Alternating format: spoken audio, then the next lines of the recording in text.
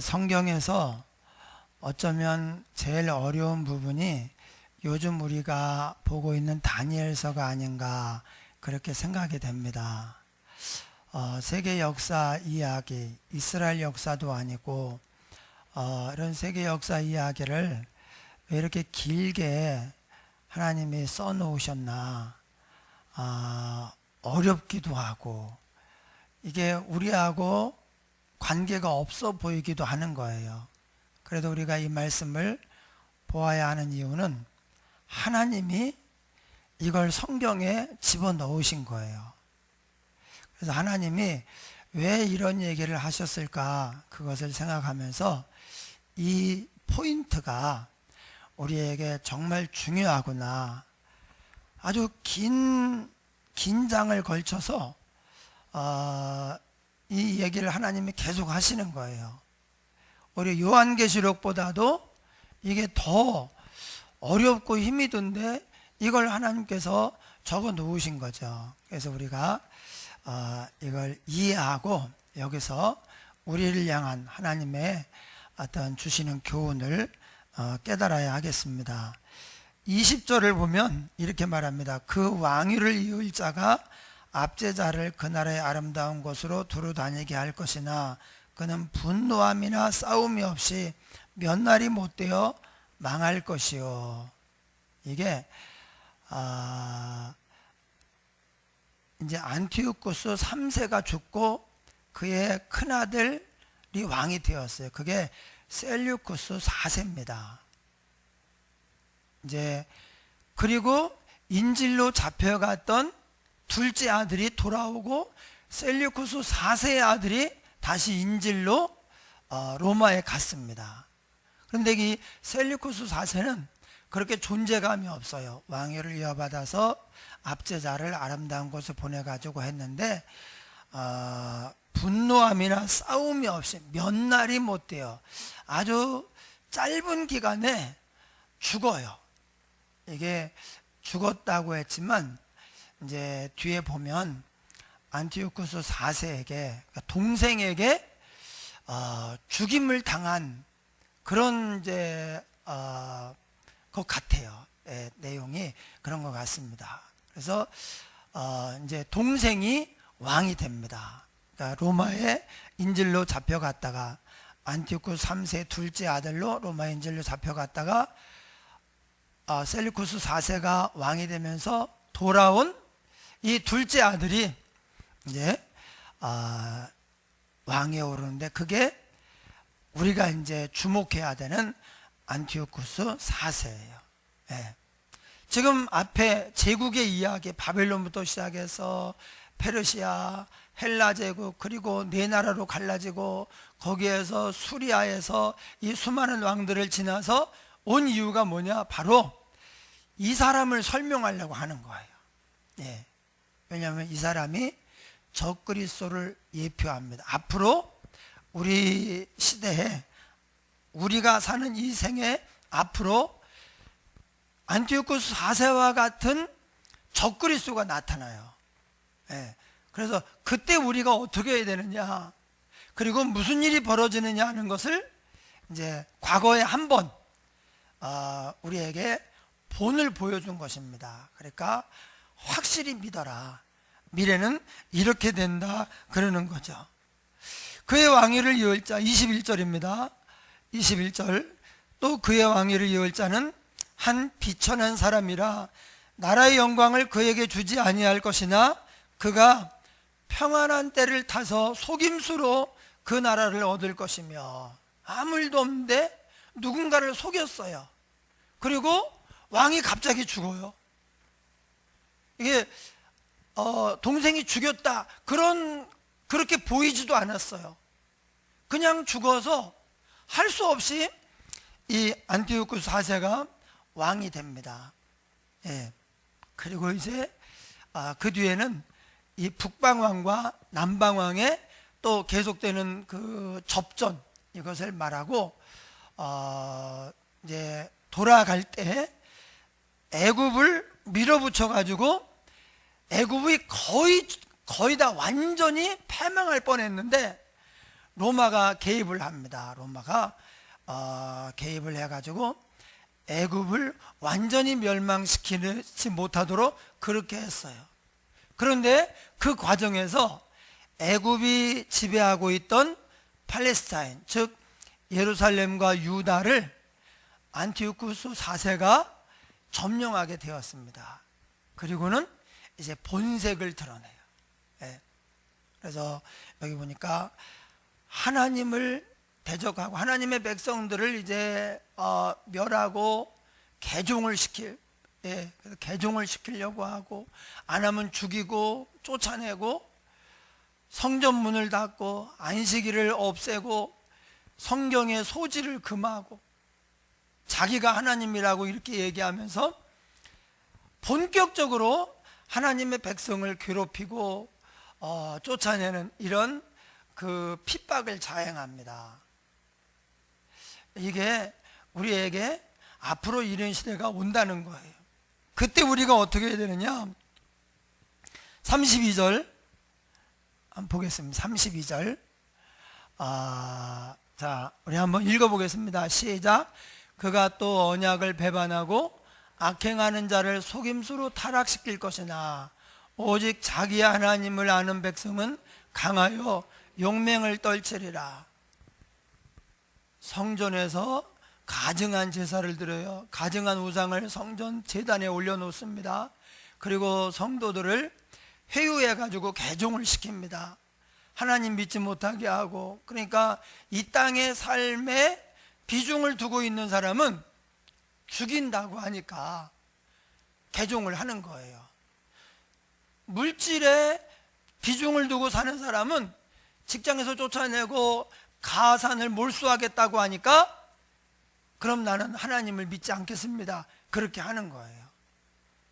그런데 그 다음에 반전. 오직 자기의 하나님을 아는 백성은 강하여 용맹을 떨치리라.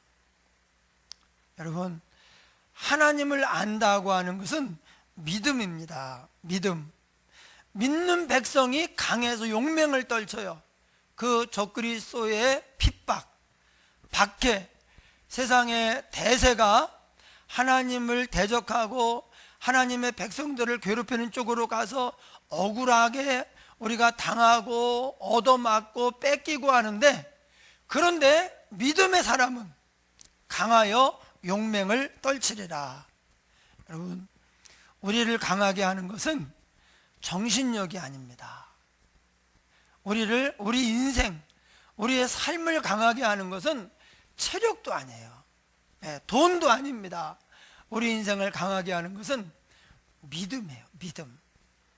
우리가 믿음이 크게 성장하면, 하나님을 알고 하나님과 동행하면, 그러면 그 어떤 상황에서도 겁을 먹지 않아요. 두려워하지 않습니다. 하나님이 나와 함께 하신다. 그러면 다윗이 골리앗을 두려워하지 않아요. 그때 블레셋 군대와 이스라엘이 접전을 하고 있습니다. 근데 골리앗이 나타났어요. 우리가 상상을 초월할 만큼 그렇게 키가 컸어요. 키가 너무 크고 소리가 막 쩌렁쩌렁 골짜기를 다 울리고, 그러니까 골리앗이 나타나면 이스라엘 군대 사람들, 사울 왕까지도 눈도 못 마주쳐요. 여러분, 사람이 얼어버리면 눈을 못 쳐다봅니다. 눈도 못 마주치고 다 숨어 있고 그러는 거예요. 그런데 이상한 것은 이 골리앗이 기세등등하거든요. 이스라엘은 지금 뭐 벌벌 떨고 있는 거예요. 그런데 이쪽 골짝, 이쪽 산을 등지고 블레셋이 딱 자리하고, 이쪽 산을 등지고 자리하고, 여기가 평야예요. 여기가 평원. 그래서 이제 그러면 여기서 싸우는 거예요. 그런데 여기서 계속 떠들기만 하고 이쪽으로 오지를 않아요. 이쪽으로 오면 지금 뭐 이스라엘은 전의를 상실했습니다. 두려움에 사로잡혀서 골리앗을 필두로 이제 진격해 들어가면 이스라엘은 도망치느라고 바빠요. 제대로 지금 싸울 수가 없습니다.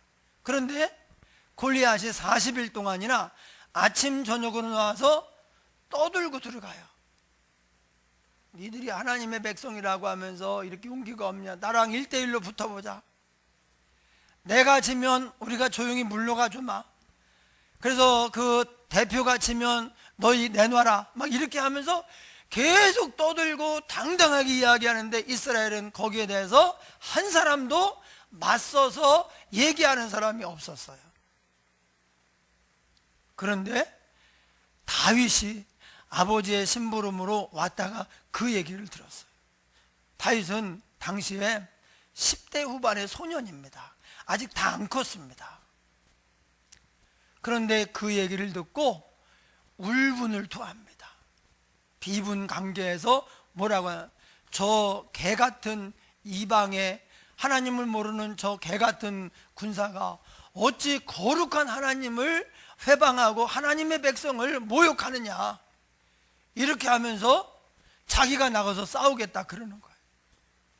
똑 봐도 상대가 안 되는데 골리앗이 볼 때 다윗이 자기하고 싸우겠다고 오는데 마치 조그만 강아지 한 마리가 싸우려고 오는 것과 같았어요. 아니 사람이 그렇게 없냐? 어른들은 뭐하고 용사는 뭐하고 어떻게 애를 보내느냐 막 이렇게 했어요. 근데 어떻게 이렇게 할 수 있느냐? 다윗이 믿음의 사람이었기 때문에 그래요.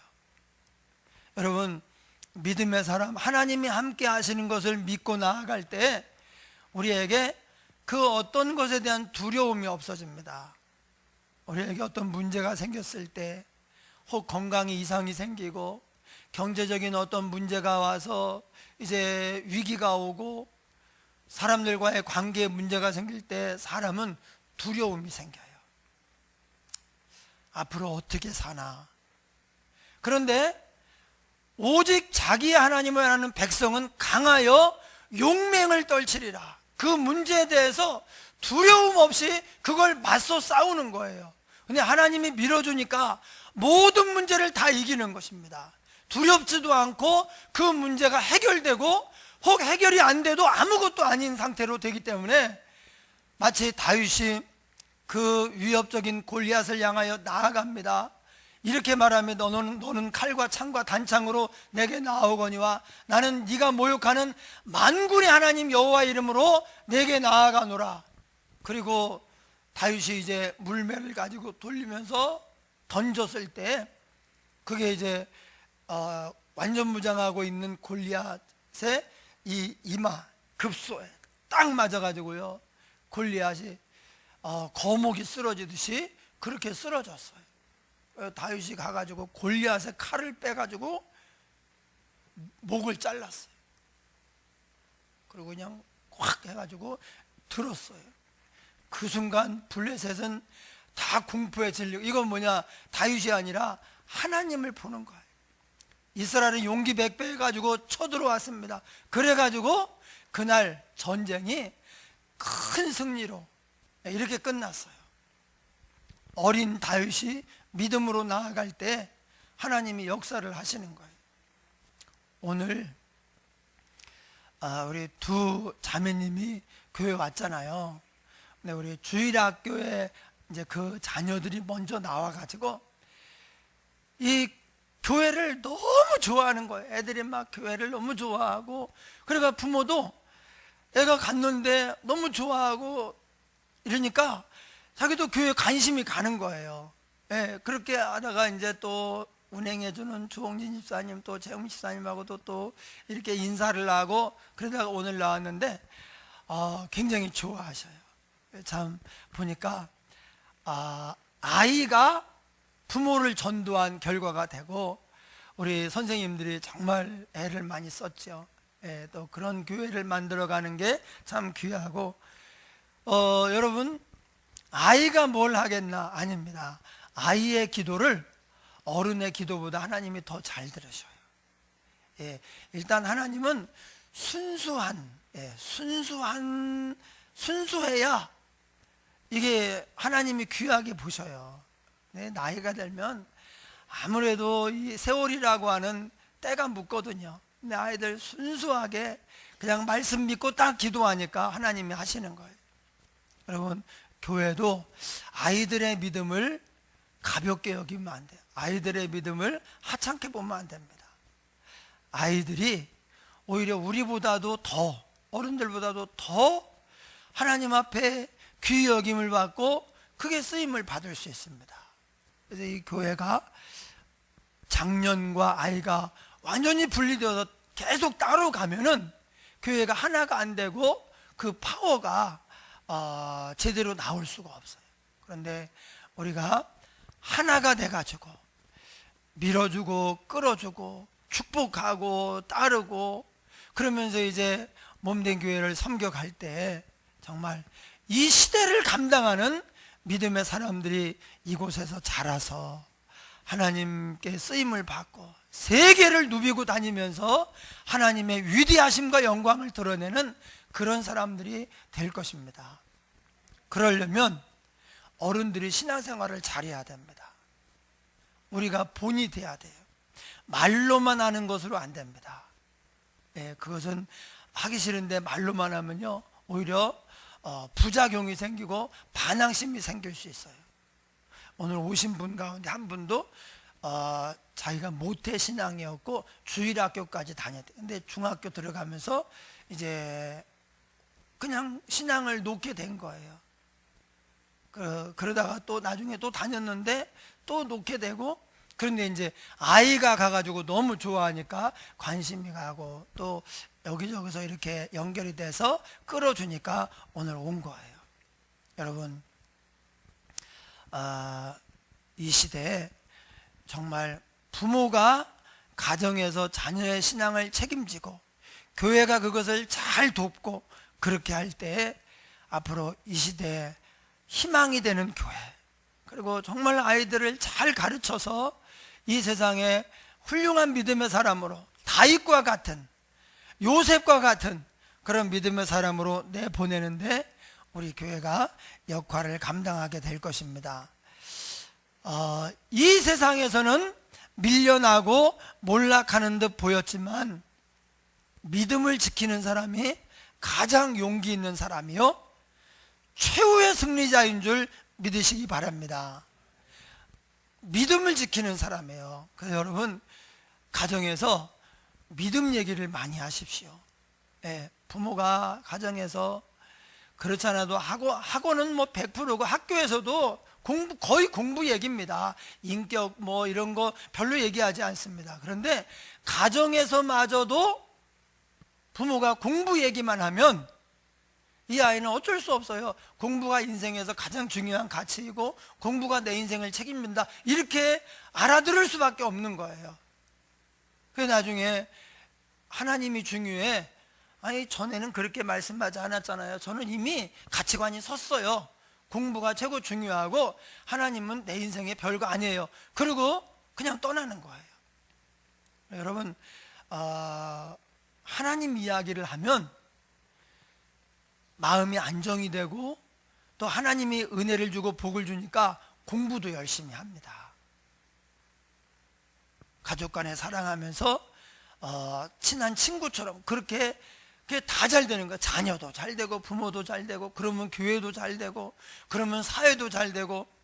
그런데 부모까지도 오직 공부만 외치고 다른 것은 전혀 입 밖에 내뱉는 게 없고 이렇게 되면 이 아이는 공부를 잘하든 못하든 간에 공부가 인생에 최고 중요한 거야. 그리고 그렇게 가는데 그게 안 되면 이제 자기는 실패자라고 생각을 하고 불행한 마음으로 정말 이 세상에 낙오자처럼 그렇게 사는 거예요. 그래서 학교 다니는 애들 가운데서 우리나라 학생들이요, 행복한 아이들이 별로 없어요. 공부를 잘하는 아이도 쫓기니까 마음이 힘들고, 못하는 사람은 나는 공부가 인생에서 최고 중요한데 공부를 못하니까 나는 실패자야. 그리고 자기 인생을 막 내팽개치는 거예요.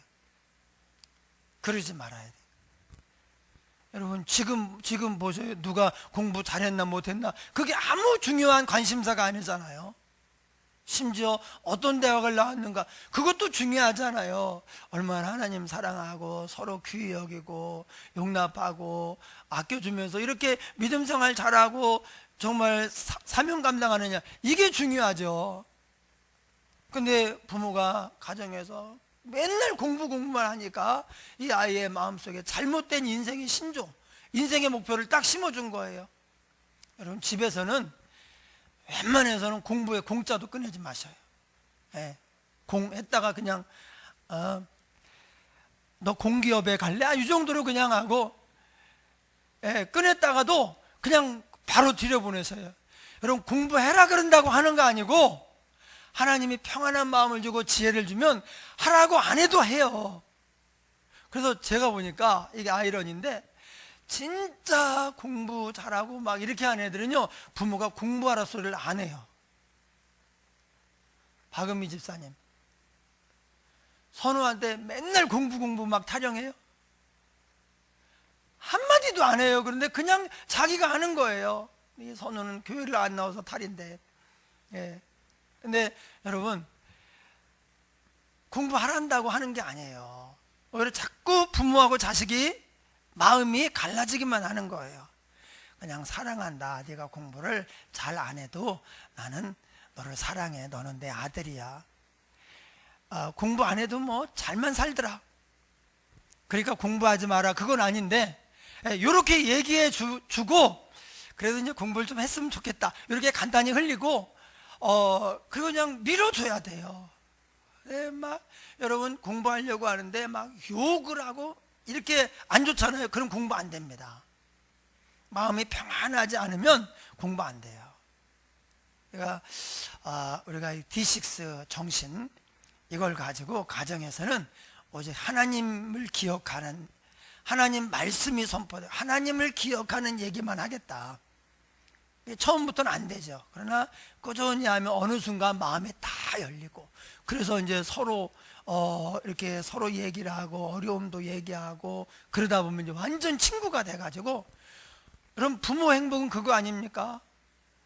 할아버지 할머니 행복은 손주가 그냥 할아버지 할머니 너무 좋아해가지고, 야 이제 그만 놀고 공부하러 가라. 조금만 더 놀면 안 돼요? 이거예요.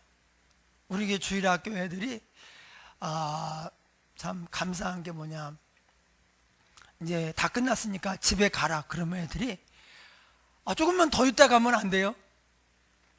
애들이 이게 노래예요. 예. 조금만 더 교회에 있다 가면 안 돼요? 조금만 더 놀다 가면 안 돼요? 예. 교회가 그만큼 좋다는 거죠. 근데 가정에서 손주들이 할아버지 할머니한테 와가지고 이렇게 하고, 또 왔는데 그냥 엄마 아빠하고 나중에 이제 철들면 대화를 많이 하는데, 청소년 때 안 그러잖아요. 그런데 와가지고 엄마 얘기하는데, 야 이제 그만하고 공부하러 가지. 예, 요때는 이제 공부자를 한번 해도 돼요. 예, 그렇게 하면 얼마나 좋겠어요.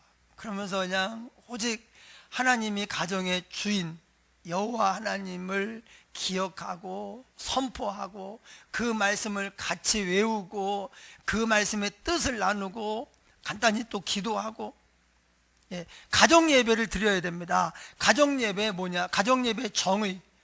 여러분, 가정 예배를 엄숙하게 찬송 부르고 이렇게 하지 마십시오. 아이들이 가정 예배 시간을 야단 맞는 시간, 그러면 역효과예요. 차라리 가정 예배를 안 드리는 게 나아요. 가정 예배 뭐냐? 아주 간단해요. 온 가족이 모여 하나님을 기억하고 감사하는 시간. 그럼 정신, 이제부터 가정 예배 시작하겠습니다. 땡. 찬송가 25장 부르겠습니다. 이게 아니에요. 그냥 모여서 뭐 간단히 기도하고 하나님을 기억하는 거예요. 감사한 일, 이번 주에 감사한 일 없니? 좋은 일 또 하나님 있으면 하나님께 감사하고, 또 지난 주간에 배운 말씀, 무슨 말씀 배워서 그거 나누고 또 하고, 예, 그렇게 해가지고 가족들이 하나님을 중심으로 오고 가고 그렇게 해서 이 가정에 하나님의 말씀과 하나님에 대한 기억, 하나님의 영광이 가득한 거예요. 그러면 그 시간에 집에서 그렇게 하잖아요. 그러면 그곳에 성령의 임재, 하나님의 임재가 나타나서 하나님이 임재하시고, 그러니까 원수 마귀가 떠나가 버리고 안 좋은 마음, 우울증, 실패감, 이런 마음이 있다가도 그게 싹 사라지고 희망, 긍정적인 마음, 믿음으로 살아야지, 이런 마음이 딱 생기니까 아이가 강해지는 거예요. 여러분, 공부도 좀 강해야 되고 세상의 어려운 문제도 강해야 이길 수 있습니다. 지금 아이들을 넘어뜨리려고 하는 그런 세력들, 마귀와 이 세상, 이게 얼마나 강력한지 모릅니다. 그걸 어떻게 이깁니까? 믿음이 강해야 돼요. 네, 믿음은 들음에서 나니까 가정에서 하나님의 말씀을 수도 없이 끊임없이 듣게 하라. 이게 D6의 그 가정 회복 방법이에요. 가정에서 끊임없이 하나님과 하나님의 말씀을 들리게 하라. 그러면 그 다음에는 말씀이 책임을 지는 거예요. 말씀이 갓난아이를, 말씀이 어린이를, 중고등부 학생을, 청년을 말씀이 책임져 주는 거예요. 그러면 번성하죠. 복을 받죠. 여호와를 경외하니까 형통하게 되는 것입니다. 오늘 본문에서도 그 어려운 상황, 적그리스도가 나타나서 그 권력과 또 꾀가 많아요. 아주 이 적그리스도가 거짓에도 능하고 굉장히 모사꾼이에요. 지혜가 많습니다. 그러니 힘도 있고 머리도 좋고, 이걸 누가 당합니까? 다 넘어가는 거예요. 그런데 오직 자기 하나님을 아는 백성은 강하여 용맹을 떨치리라. 근데 이걸 왜 하느냐? 그 목적이 마지막 절에 있습니다. 35절 한번 읽어보겠습니다. 또 그들 중 지혜로운 자 몇 사람이 몰락하여 무리 중에서 연단을 받아 정결하게 되며 희게 되어 마지막 때까지 이르게 하리니 이는 아직 정한 기한이 남았습니다. 그거 계속 한번 보여줘봐요. 네. 그들 중 지혜로운 자 몇 사람이 몰락하여. 자, 지혜로운 자가 왜 몰락을 합니까? 지혜로운 자가 누구냐? 믿음의 사람입니다. 믿음의 사람인데 그 적그리스도의 박해를 당해가지고 몰락했어요. 그런데 어떻게 되느냐? 무리 중에서 연단을 받아 정결하게 되며 희게 되어 마지막 때까지 이르게 하리니, 이 환난이 마지막에 주님 오시기 직전 성도들, 지금은 그냥 알곡도 모여 있고 건불도 모여 있습니다. 쭉정이도 모여 있습니다. 돌멩이도 있습니다. 그래가지고 마지막 순간 이걸 까불르는 거예요. 까불러서 알곡만 추리는 거예요. 그 까불르는 과정이 하나님께서 적그리스도를 이 땅에 보낸 거예요. 적그리스도를 하늘에서 보낸 건 아닌데 나타나도록 그렇게 해가지고 이제 핍박과 박해를 하게 만듭니다. 그래서 세상에서는 몰락을 했어요. 그런데 믿음의 사람의 특징이 뭐냐? 세상에서 몰락을 했는데 이게 슬프거나 고통스럽지가 않아요. 내가 하나님의 영광을 위하여 예수 이름 때문에 고난을 받고 핍박을 받았다. 이게 고통스러운 게 아니에요. 오히려 이 마음에 믿음을 지키고 승리한 것에 대한 감사와 자부심, 하나님 영광을 위해 살았다고 하는 이 감사가 넘치는 거예요. 그래서 알곡이구나, 하나님이 너는 알곡이구나, 그렇게 해서 딱 모아가지고 이제 주님이 그 다음에 바로 나타나셔가지고 천국으로 들으시는데, 예수님이 공생애 때 여러 번 하신 말씀이에요. 자기가 심판주로 와서 알곡은 모아 곳간에 드리고 쭉정이는 꺼지지 않는 불에 던지시리라. 꺼지지 않는 불은 지옥이거든요. 예. 태워서 없앤다가 아니에요. 꺼지지 않는 불에 던져요. 그래서 거기서 영원히 고통을 받아야 돼요. 그래서 이 마지막 순간 적그리스도, 이제 지금까지 몇 주 동안 한 달 반 한 얘기가 지금 오늘 이 얘기를 하려고 하는 거예요. 바벨론부터 해가지고 페르시아, 헬라, 그리고 네 나라, 거기서 수리아에서 여러 왕들, 안티오쿠스 3세, 셀루쿠스 4세, 안티오쿠스 4세, 지금 이 얘기를 하려고. 여러분, 우리가 믿음으로 서지 않으면 세상을 이길 수 없습니다. 작은 일도 믿음이 없으면요, 그냥 쓰러져 버리고 말아요. 어떤 사람의 말 한마디에 인생을 그냥 뒤집어 엎어버려요. 그게 왜 그러냐? 우리가 약해서 그래요. 그래서 우리도 강해져야 되고 우리 자녀들도 강해져야 됩니다. 믿음이 사람을 강하게 합니다. 한번 읽어보겠습니다. 시작. 믿음이 사람을 강하게 한다. 예, 믿음밖에는 없어요. 이 세상에 이제 앞으로 우리의 개인의 삶에도 많은 문제가 있고, 이 세상은 점점 믿음과 반대되는 쪽으로 흘러갑니다. 그러니까 우리가 믿음 생활하는 것이 점점 더 어려울 수 있어요. 그래서 이제 우리가 신앙생활하면서 우리 부모님들이 한 가지 생각해야 되는 게 핸드폰과의 전쟁이에요. 핸드폰과의 전쟁. 여러분, 요새는 군대에도 업무 시간 딱 끝나면요, 군인들에게 핸드폰을 이제 돌려준대요. 다 핸드폰을 주는데, 예전에는 그 최고 좋은 자리, 가장 좋은 자리에 고참이 앉는데, 거기 어디냐면 TV 앞에요. 예, 쫄병들은 저 구석에서 TV 보려면 좀 불편하고, 고참은 딱 해가지고 보면 되는데, 요새는요, 고참이 이 구석으로 가고 여기가 쫄병들이 안 돼. 왜냐하면 구석에서 업무 시간부터 잘 때까지 핸드폰을 하는 거예요. 게임하고 페북하고 동영상 보고 이렇게 하는 거예요, 군인들이.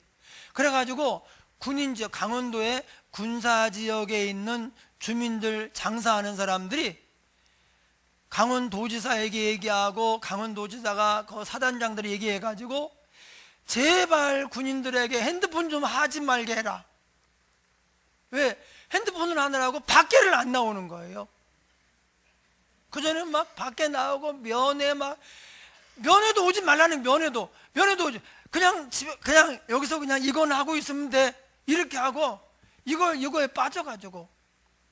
그러니 지금 이게 다음 세대의 현실입니다. 그래서 믿음으로 사는 것, 전체 공동체 안에서 이 행사를 하고 대화를 나누고 이러는 것이 핸드폰보다 훨씬 재미있다는 것을 우리가 보여줘야 되는데, 실제로 D6 하는 교회들에서는 이게 핸드폰에게 먹히지 않았어요. 다 먹혔어요. D6 하는 교회들은 교회에서 지내는 게, 우리 주일학교 애들도 핸드폰 하는 시간이 좋은 게 아니라 같이 노는 시간, 같이 지내고 그런 것처럼 지금 그렇게 되는 거예요. 그래서 우리가 염두를 두고 우리부터 본을 보여야 되고, 우리부터, 그리고 아이들이